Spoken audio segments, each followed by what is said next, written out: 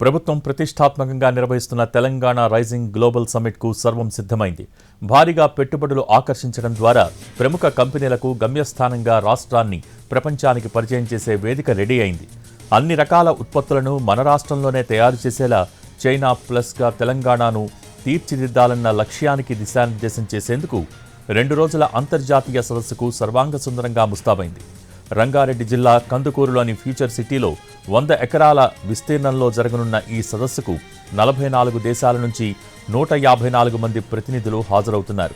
ప్రపంచవ్యాప్తంగా ప్రముఖ కంపెనీల నుంచి ప్రతినిధి బృందాలు పాల్గొంటున్నాయి. అమెరికా నుంచే 46 మంది విదేశీ కంపెనీల ప్రతినిధులు వస్తున్నారు. మధ్యాహ్నం 1 గంటకు గ్లోబల్ సమ్మిట్ను రాష్ట్ర గవర్నర్ జిష్ణుదేవ్ వర్మ ప్రారంభిస్తారు. సుమారు 2000 మంది దేశ విదేశీ అతిథులు ప్రారంభ వేడుకకు హాజరు కానున్నారు.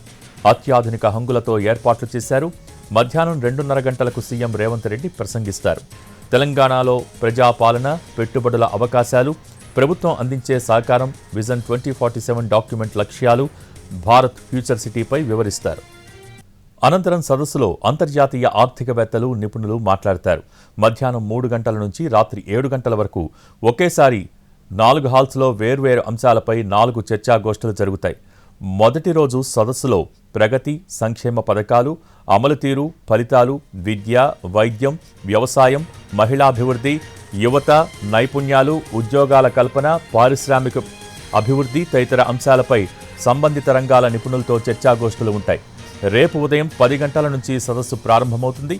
సాయంత్రం 5:30 వరకు వివిధ అంశాలపై దిగ్గజ పారిశ్రామికవేత్తలు, నిపుణులతో చర్చాగోష్ఠులు ఉంటాయి.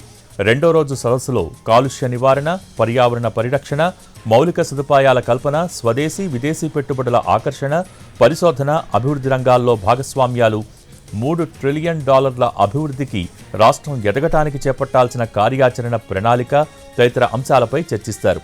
2 రోజుల్లో మొత్తం 27 అంశాలపై సెషన్స్ జరుగుతాయి. ఇందుకు వీలుగా సెమినార్ హాల్స్ను సిద్ధం చేశారు. రేపు సాయంత్రం 6 గంటలకు తెలంగాణ రైజింగ్ 2047 విజన్ డాక్యుమెంట్ను ముఖ్యమంత్రి రేవంత్ రెడ్డి ఆవిష్కరిస్తారు.